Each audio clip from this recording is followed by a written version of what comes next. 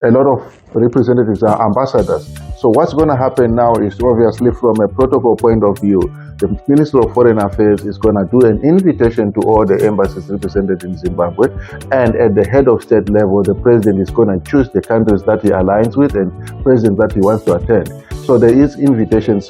Kenya has responded, it's not SADC, but they're going to be sending somebody. So throughout Africa, some will come as presidents, some will send their representatives, whether it's an ambassador, a deputy president, or a deputy prime minister, or a prime minister, or minister of foreign affairs. It's represented. So it looks like the inauguration is going to go on in that regard, figures that were announced by ZEC. But the problem with that process is that a lot of fake V11 forms have been deliberately given to the people looking for these forms to weaken him in, because the report puts him in, because if we agree there is a crisis, his disqualification makes him a negotiating partner. And after being a negotiating partner, you got another Atam Tambara issue and Welshman Mube issue, where a very small person ends up at the table.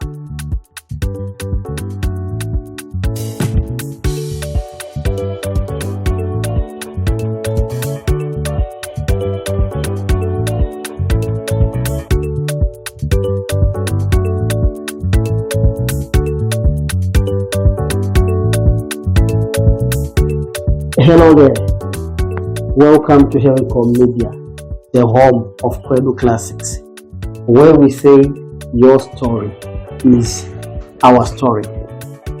Now, the Zimbabwe harmonized elections for 2023 have come and gone. And as we are all aware, the Zimbabwe Electoral Commission has declared Emmerson Mnangagwa the winner. ZEC says Mnangagwa polled 52.6% of the votes, and his nearest challenger, Triple C leader Nelson Chamisa, polled 44% of the votes. And again, as we are all aware, the Triple C has rejected the results, saying they are fake and not a true reflection of the will of the people of Zimbabwe. In addition to that, important developments have also emerged, being that the SADC Observer Mission, the European Union Observer Mission, and the Carter Center, they've all condemned the polls as not being a reflection of the will of the people of Zimbabwe. Now, this basically gives the Triple C some ammunition to challenge the elections.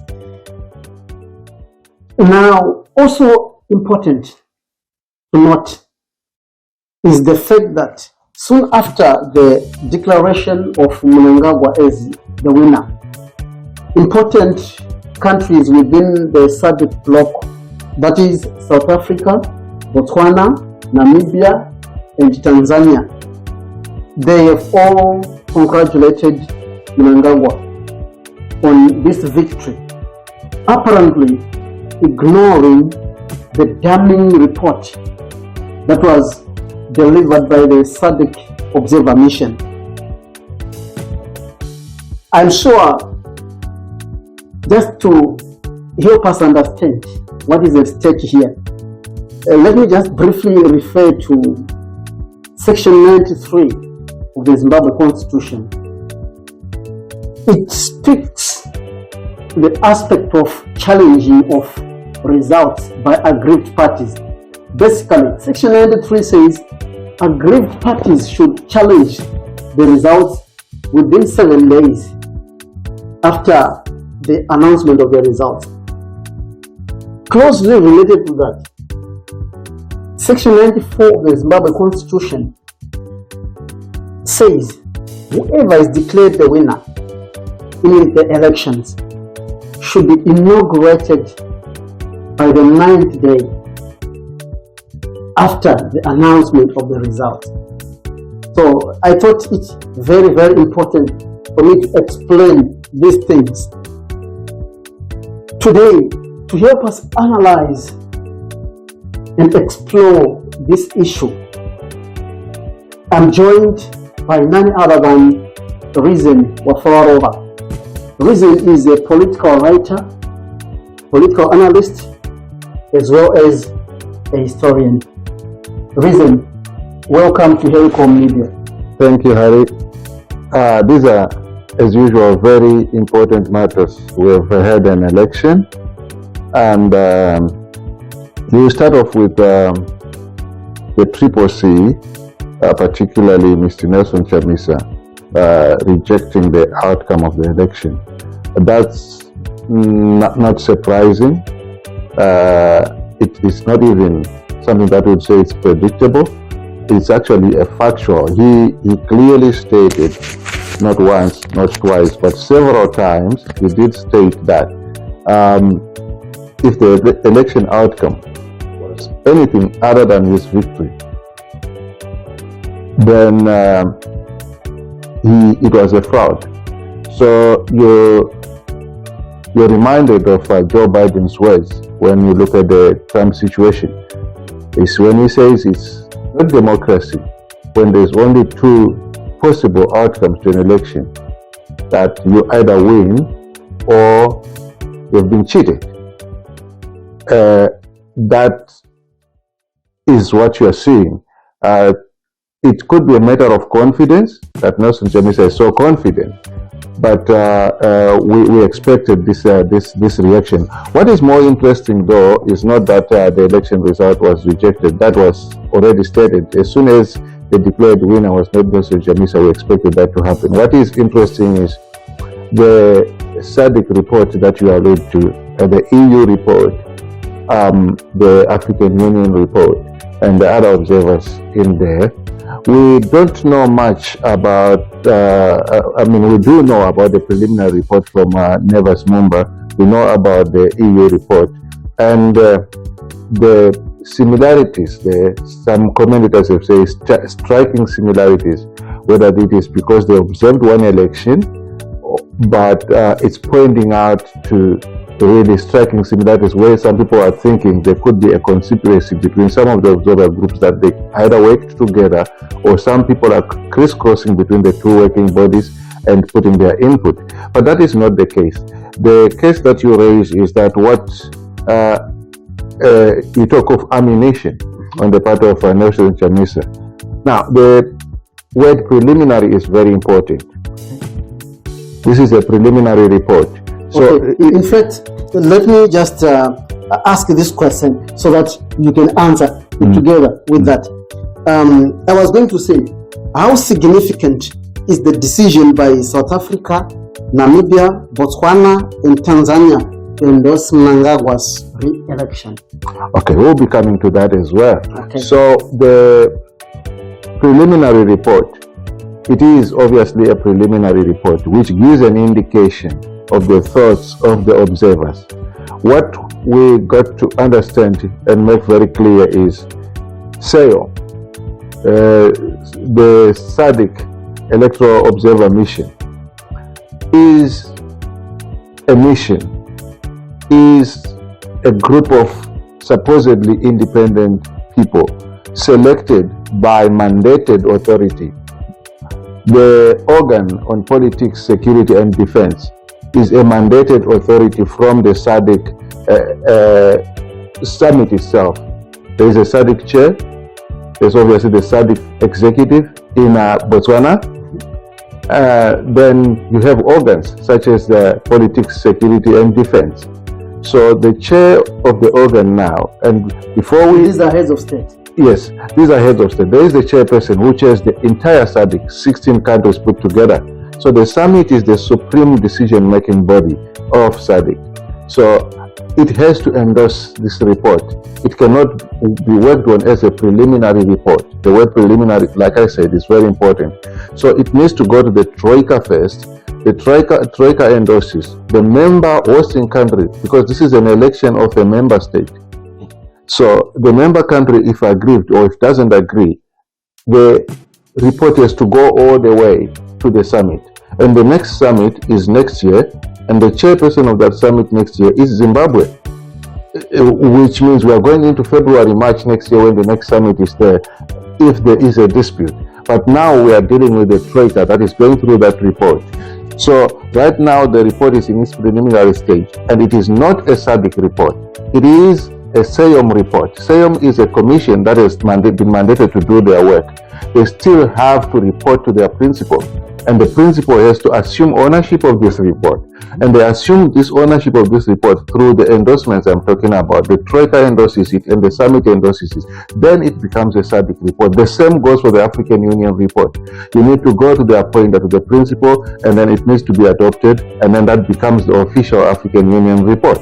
And I'm sure that applies to the EU and all other bodies as well.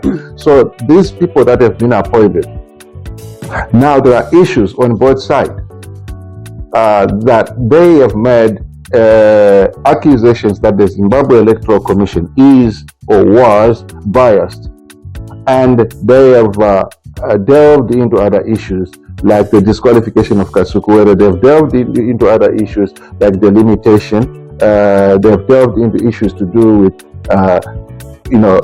shadowy groups of like FAS and intimidation and those kind of things.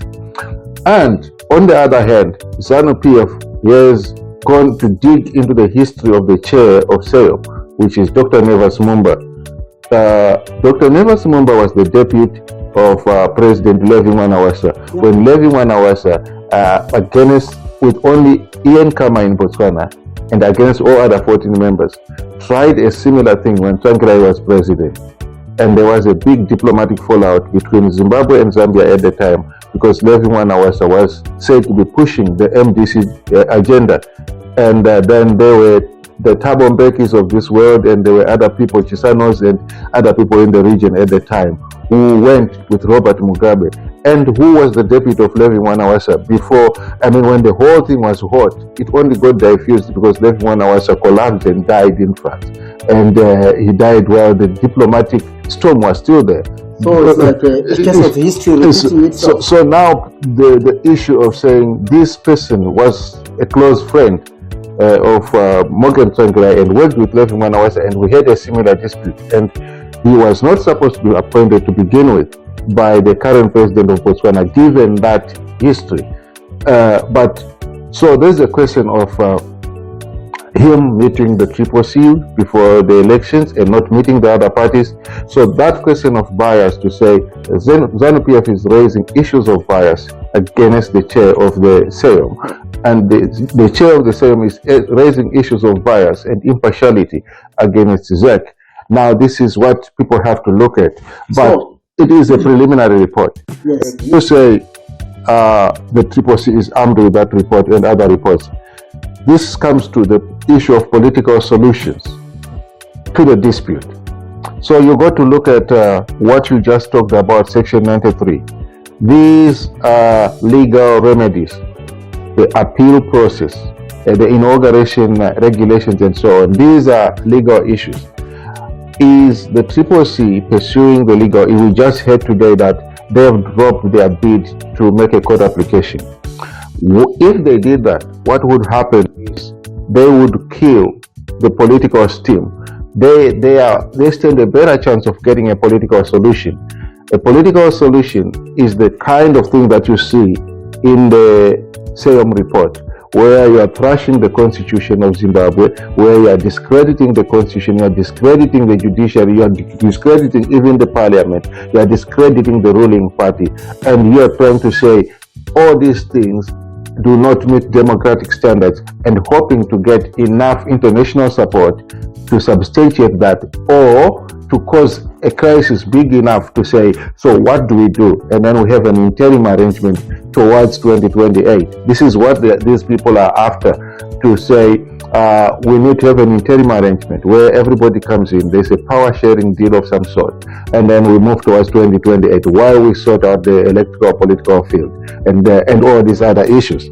So when then you say there's 9 days to go, or there's 9 days before the inauguration, and the government is setting September the 4th, which is this Monday, as its inauguration date. And There is China sending a high-level delegation, which obviously is a boost for Mr. Mnangagwa and his colleagues when a rising superpower that is competing with the United States is going to be highly represented.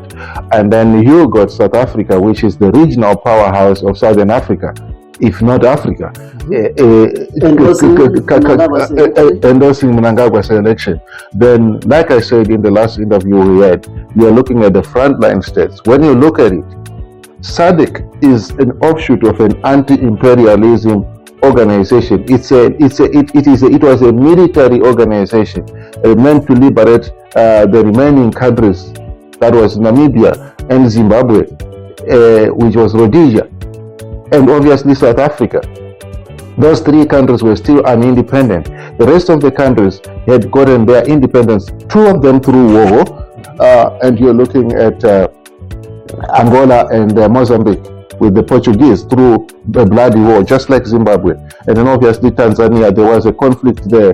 It was not as big as Zimbabwe, but same history. So you got Chama Pinduzi, you got Angola, you got Namibia, you with the SWAPO, and you got ANC in South Africa, and you have Zimbabwe. There is that camaraderie of the liberation movements. And obviously, there's no surprises that we are beginning. Obviously, Botswana has also congratulated. Yeah. We expect Angola to do the same thing. We have seen Tanzania were the first ones to do it.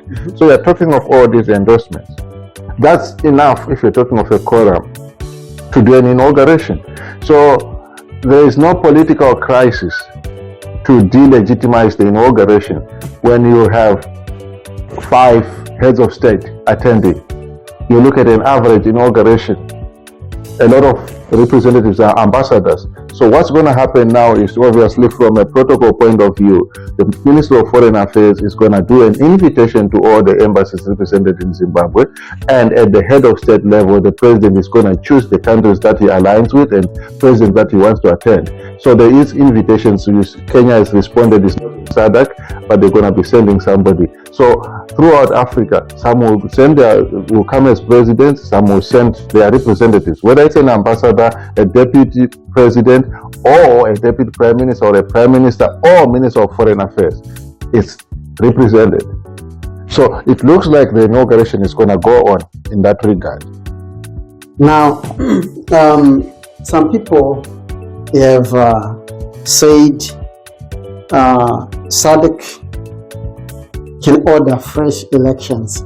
Realistically, how far can SADC go as far as this issue is concerned? SADC cannot realistically order fresh elections in any member state. SADC is a voluntary organization where members, Robert Mugabe threatened to pull out of it when Levi Manawasa was going through what I just experienced. I have a clip where you are saying, if this does not change, we came in voluntarily and we can walk out voluntarily. That means if a member state did that, they will keep their election. But also, what SADC can do, just like we saw with ECOWAS in West Africa, is the power to sanction a member state to try and influence a certain behavior. At the very worst, that's what they could do, suspend your membership. Just like the Commonwealth tried to do with Zimbabwe before Zimbabwe pulled out. This is what regional bodies and international organizations can do. They can sanction in terms of membership, but they cannot bindingly sit down and order an election in Zimbabwe. An election in Zimbabwe is governed by Zimbabwean laws. The supreme law of Zimbabwe is not international law. The supreme law of Zimbabwe, like any other country, is the constitution of Zimbabwe. So in that regard, only the highest court in Zimbabwe can order a re-election. There's no parallel process where the United Nations, for example, could sit and order a re-election. They cannot. What they can do is try to influence through mechanisms that are isolation, sanctions, diplomatic pressure, those kind of things. Reason, the points you raised are very, very important, because people have been debating this issue and coming up with all sorts of insinuations and suggestions. I think that is very, very important. Now, given that kind of scenario, and also the limitations that SADC has, the distance that SADC can go. What, in your opinion, do you think are the realistic options that are available to Nelson Chamisa to deal with this issue? We have seen how far SADC can go. We've seen the situation in Zimbabwe at the moment. So what in your opinion are the realistic options that Nelson Chamisa and the CCC have on the table as it stands? At law, the option was to obviously launch an appeal within the 7 days mandated by the laws of Zimbabwe. And once you do that, you come back to 2018, where the court outcome basically kills the story. You are going to the highest court of the land, and that is the court that deals with the electoral issues. And that means whatever decision comes out, you can't appeal it. So this is what they have looked at, and that's why they have decided probably not to proceed with that, because they tried it. And Nelson Chamisa said not once, not twice, many times that if Mnangagwa won, they were not going to go to court. He said, this time we have a plan. And that's the question you are asking me. What are his options? He kept saying he has a very solid plan. Now, the only thing we can conclude from an analytical point of view is that this report then, therefore, probably is his plan. And if it is his plan, that means the report is not a coincidence. The report is not a result of what was happening on the field, but it might be a preconceived idea that was used to try and obviously deal with what people believe is electoral fraud. Let me just go back to what is exactly being contested here. We have seen an effort to try and mobilize V11 forms, which are the forms that will try and help with the retabulation to try and verify the figures that were announced by ZEC. But the problem with that process is that a lot of fake V11 forms have been deliberately given to the people looking for these forms to weaken their case. And this is not the way you don't go and tweet for those who might have forms to come and bring. You open, there's the intelligence, the other people that might be coming from just to spell the matter. So we hear that there's a lot of fake V11 forms just being given so that it kills the case. So numerically, that means there is no evidence to dispute what ZEC announced. What is happening is the challenging of the process. So you're looking at matters of intimidation, you're looking at state media, those issues in the report that the Herald, the ZBC, we're covering one side, we're not giving the other side an option. And these things are not really baseless. And these are issues that we have heard over the years, electoral reforms in terms of what should be done with the state and so on, and then intimidation, and then we have the issues of delimitation, which to me is not really, it doesn't make sense to say, that's a domestic issue. If a country is going to have 1,000 constituencies or 10 constituencies or 7 in the urban area and the rest, that's really a domestic law. It might be giving a political meaning to who has got this stronghold, but those are domestic issues that Zimbabweans should be dealing with, not observers. So you're looking at challenging the process. How much grounds are we looking at to say, okay, are we going to have an inclusive government because the process is so illegitimate? If you look at 2008, Robert Mugabe lost to Tsvangirai. Both of them did not cross the line. Yes. Tsvangirai practically withdrew and went to another country, and ZEC said, by law, you cannot withdraw at this stage. So you're still a candidate, you will be on the ballot because it's in the process of a rerun and there's no going back. But he did not campaign, he was not in the country, and then the result that came, he told his people not to vote, let Zambia vote for itself. So given his position, if he had put an effort to try and win this election in the rerun, probably we wouldn't have had a government of national unity. Robert Mugabe garnered 85%, but when you do that with a person who is saying, I don't know why my name is on that ballot, I don't want to be part of this election, that actually helps Tsvangirai to get a lot of sympathy to say, look, you forced him to be on the ballot so you can have a result. He repeatedly said he was not part of the election, so let's come up with a solution.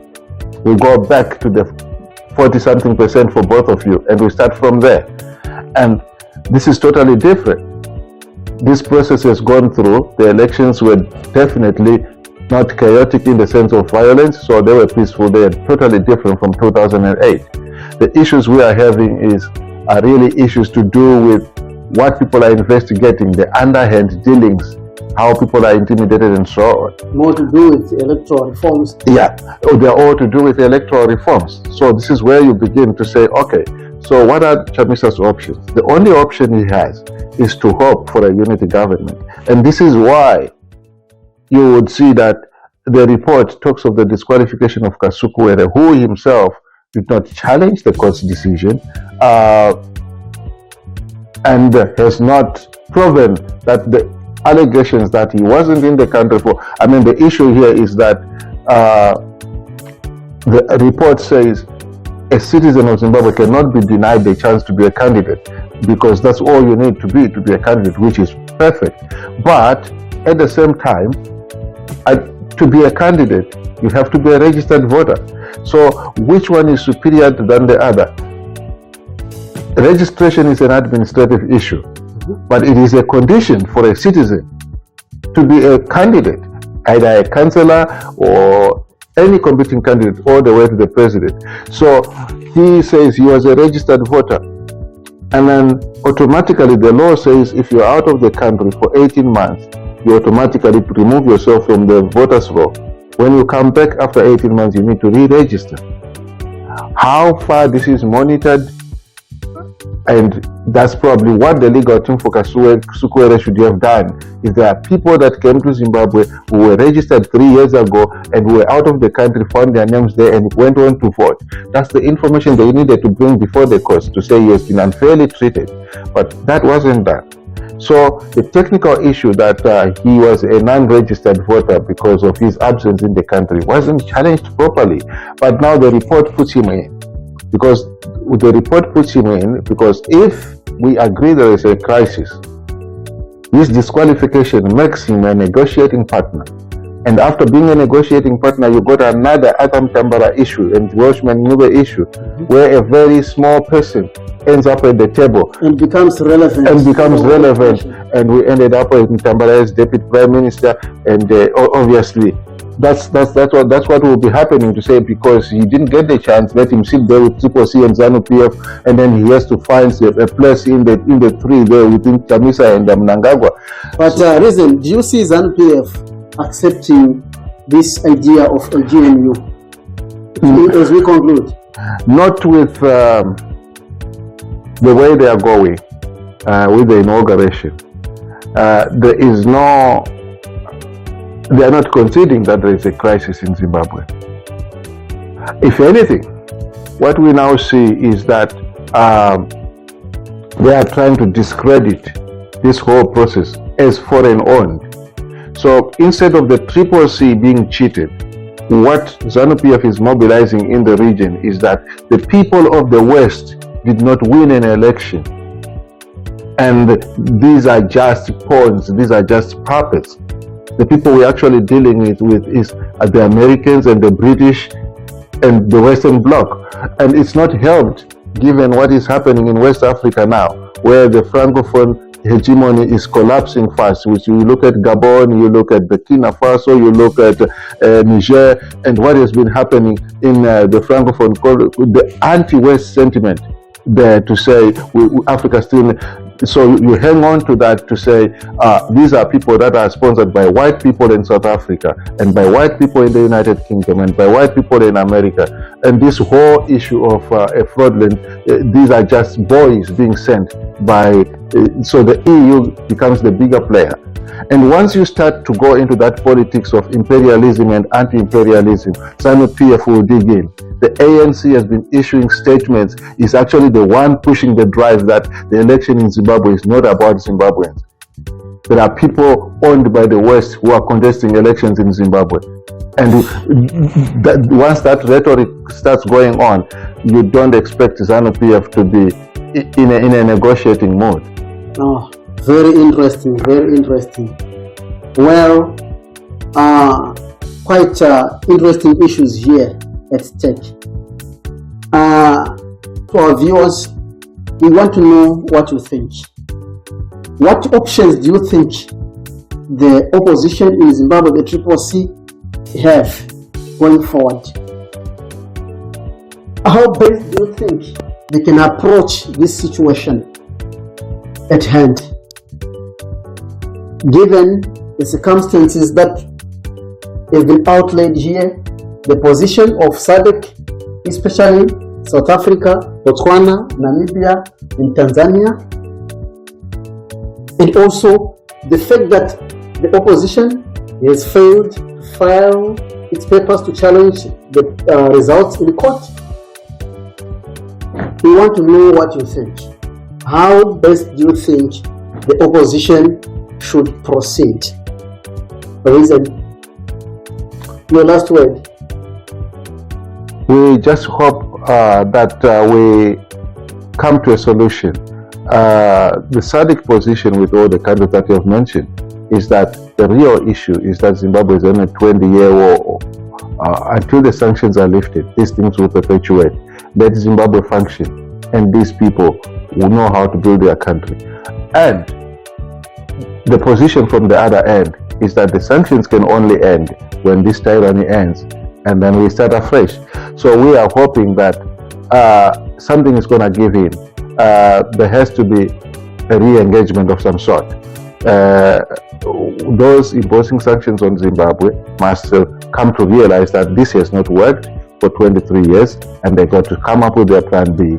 And those rejecting the accusation of tyranny must realize that they've gone also for 23 years with the same accusation hanging over their head.